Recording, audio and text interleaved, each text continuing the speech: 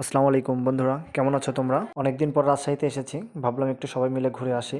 তো যে কাজ সেই কথাই, আমরা অবশেষে বেরিয়ে পড়েছি ঘোরার জন্য। ঘুরতে ঘুরতে সবাই মিলে সিদ্ধান্ত নিলাম আজকে কালাই রুটি খেতে হবে। অবশেষে আমরা চলে এসেছি রাজশাহীর উপশহর এলাকাতে। এখানে বেশ কিছু কালাই রুটির দোকান রয়েছে। আমের শহর, রেশমের শহর কিংবা শিক্ষানগরী হিসেবে রাজশাহীর খ্যাতি তো আছেই, তবে শীতকালে রাজশাহীর পরিচয় যেন হয়ে ওঠে কালাই রুটির শহর। মূলত কালাই রুটি হলো বাংলাদেশের চাঁপাইনবাবগঞ্জ জেলার বিখ্যাত ঐতিহ্যবাহী খাবার। এটি সংরক্ষণযোগ্য খাবার যা মাসকালাই, ময়দা, লবণ ও পানি দিয়ে তৈরি করা হয়। বর্তমানে রাজশাহী নগরে কালাই রুটির অন্তত 100টি দোকান গড়ে উঠেছে। দোকানগুলোর নামও বেশ চমৎকার, যেমন কালাই ঘর, কালাই বাড়ি, হারঘে কালাই, এমন সব বাহারি দোকান রয়েছে নগরীর মোড়ে মোড়ে। সকাল থেকে গভীর রাত পর্যন্ত খোলা থাকে এসব দোকান। রাত ভাড়ার সাথে সাথেই কর্মচারীরা ব্যস্ত হয়ে পড়েন রুটি বানানোর কাজে। কালাই রুটির সাথে সাধারণত বেগুন ভর্তা, শুকনো মরিচ ভর্তা, গরুর বর, পেঁয়াজ ভর্তা, মাংস ভুনা ইত্যাদি দিয়ে পরিবেশন করা হয়। এসবের সাথে রুটির টুকরো ছিঁড়ে গরম গরম খাওয়া হয়। কালাই রুটির দাম সাধারণত 25 টাকার মধ্যেই হয়, তবে কোনো কোনো স্থানে বিশেষ কালাই রুটি বানানো হয় যার মূল্য 50 টাকা পর্যন্ত হতে পারে। প্রথমে মাসকলাই ও আতপ চাল পাটাতে পিষে আটা বানানো হয়। আটার খামির দুই হাতের তালুতে রেখে ঘুরিয়ে ঘুরিয়ে বড় রুটি বানানো হয়। রাস্তার পাশে মাটির চুলার উপর ছাকা হচ্ছে কালাইয়ের রুটি। গরম গরম সে রুটি চলে আসছে থালায়, আর বাটিতে আসছে লাল শুকনো মরিচ দিয়ে কষানো ধোয়া ওঠা হাঁসের মাংস, অথবা কাঁচা মরিচ বেটে তাতে লবণের ছিটে আর কাসুন্দি দেওয়া চা, কিংবা ঝাল ঝাল বেগুন ভর্তা, সেই ভর্তার উপর সরিষার তেল দেওয়া। অবশেষে অনেকক্ষণ অপেক্ষা করার পর আমাদের টেবিলে চলে এসেছে কালাইয়ের রুটি। এদিকে রুটি দেখে নাবিহা, ফারজাদ, ইয়ামিন, কাব্য মহা খুশি। শুধু ছোটরা না, আমরা অনেক খুশি, কারণ প্রথমবারের মতো কালাই রুটির স্বাদ নিতে যাচ্ছি। এদিকে তো ইয়ামিন আঙুল দিয়ে খাওয়া শুরু করেছে।